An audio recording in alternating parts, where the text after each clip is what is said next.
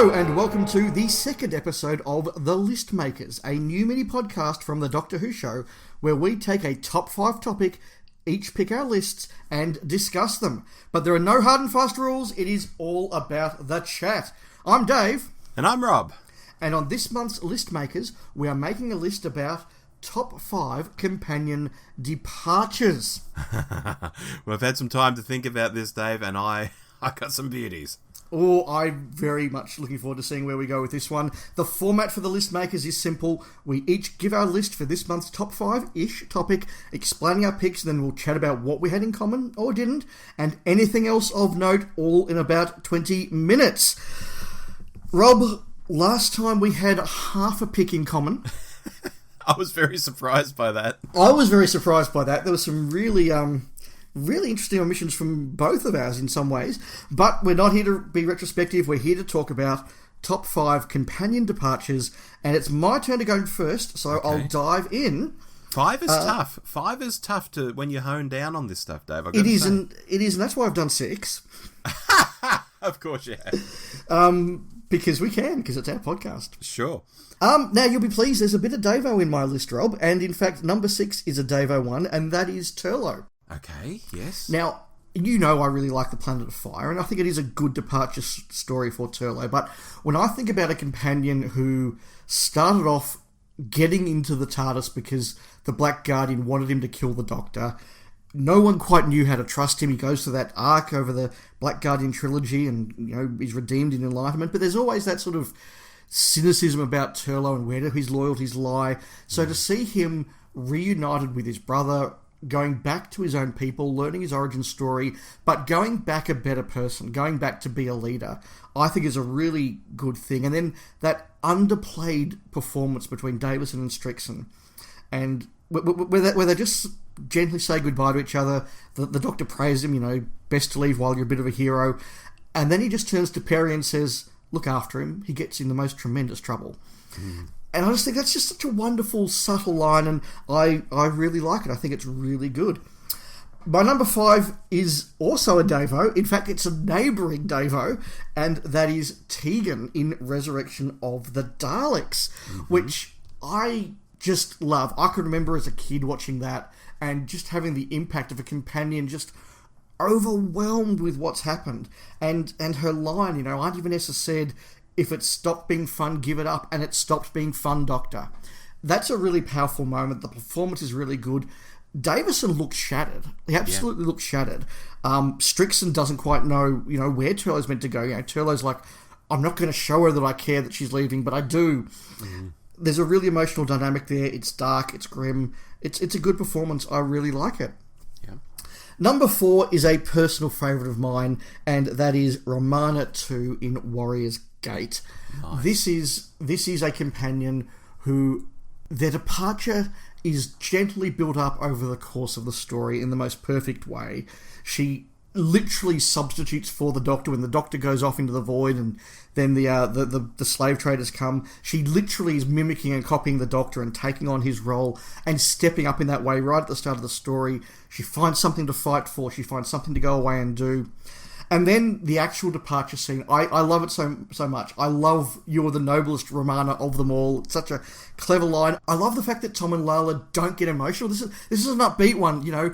You're going away to free the slaves and to be awesome and wonderful, and I'm so happy for you. And then that final scene, you know, will Romana be okay, Doctor?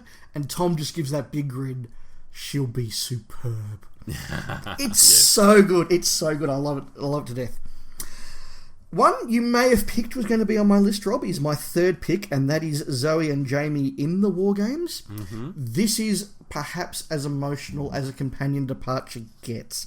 We did speak about this a couple of months ago now on our dive into season 6. Into season 6. Yeah. The fact that they're forced to leave the Doctor. They don't want to leave the Doctor. They're forced to leave the Doctor. The Doctor doesn't want them to leave. And when they turn to each other and say, don't forget me, don't forget me, and they leave, and when Pat turns to the Time Lords and says, they will forget me, won't they? That's heartbreaking. That is as good as anything the new series does, as far as I'm concerned. Mm-hmm. It's impactful. It's wonderful. I love it. My number 2, I couldn't not have a Hartnell one on the list, and I am going with Susan.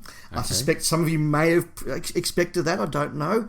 But again, Susan grows up over the course of the Dalek invasion of Earth, and I know it's a bit of a trope amongst fans to sort of talk with jest about, these romantic relationships that develop 30 seconds before the end of the story so they can leave. That's not the case here. You watch her building her relationship over what is presumably days and weeks in time in this story.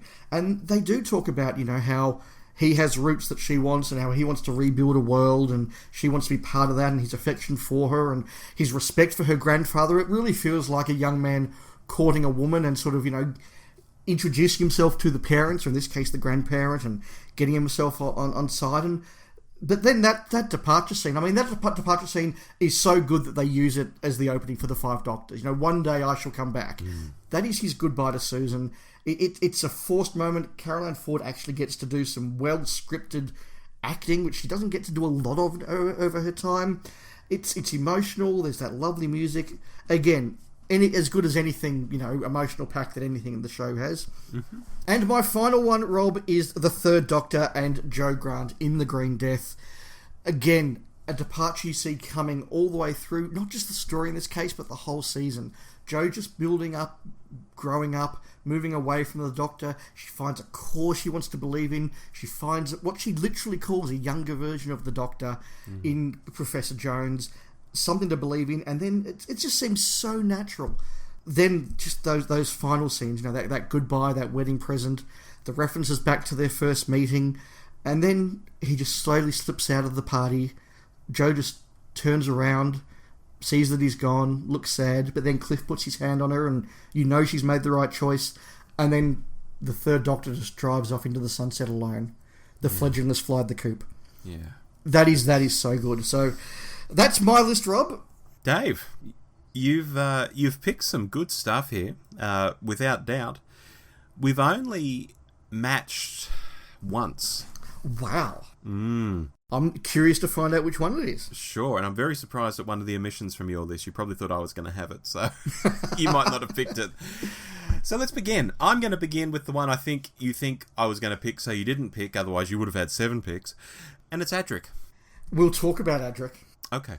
I think this needs to be here. Even to fans who didn't particularly like Adric at the time, the way he exits is pretty brutal, and I think people largely respect. Some people do mock it, and they think it's funny because, they didn't like the character, and then he blows up, ha ha ha. Yeah. But the silent credits, to me as a kid, were one of the most effective things I'd ever seen on television at a young age. Now it seems a bit basic, but I think it still sells the message that something very big has just happened, and those credits just roll, and it's like, oh, okay, that really just happened. That's wild, and there's no theme music, and geez, and it just sinks in. And I know the content around it, like the way it's hardly mourned at all when they get to the next story, is weird, and it's not actually written very well and stuff. But the actual exit, who ever forgets seeing that? And whoever forgets that final line, like, oh, now I'll never know. Like, he's a bit annoyed that he'll never figure out if he got his math puzzle right. Yeah. It's just a very notable one. I think he was the first companion to die since, I guess, Sarah Kingdom in Master Plan or something like that. It had been a while. Like 15, 16 years, yeah. Yeah, that's right. So that's very notable. I had to include it. Next one I'm including because my whole list, apart from this one, is very dark stuff. So okay. This one is here to add some colour. It's Barbara and Ian.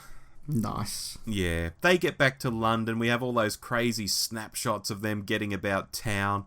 It's just marvellous, They've both survived, a couple of years with the Doctor. Now they're home. Now it's party time. Now we all presume they're going to go off and, probably get married or something. It's just really nice. You just smile at these photos.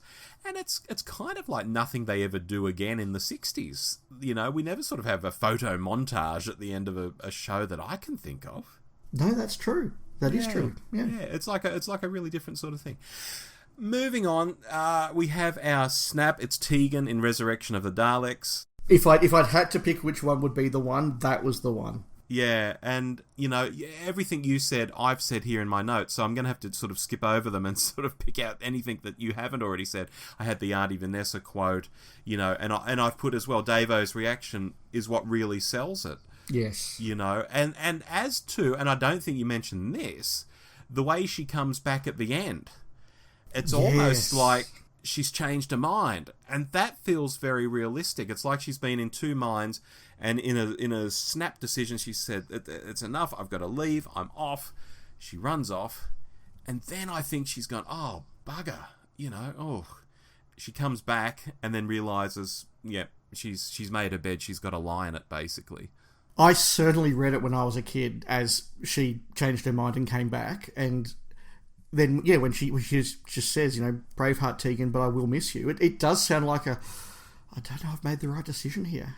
Yeah, I think it's a really strong ending for classic Doctor Who in terms of companions leaving. I think it's fantastic. Your number 2, Rob? My number 2, and my top 2 are both in New Who. Ooh. My number 2 is Bill Potts. She gets converted into a Cyberman, but she retains her humanity. Those scenes where she doesn't know what she's become are heartbreaking, where she still sees herself as human, but the camera then cuts to a different angle and you see that she is a Cyberman. I think that's all amazing stuff. And then at the very end, when, the Cybermen have been smashed and she's sort of just like carrying Capaldi, in her arms. This is like epic stuff. Moffat's not leaving anything in reserve here. I do think it gets a bit silly when the puddle of space petrol comes up and magic's everything okay again and everything's going to be fine. No one really died, magic space puddles here.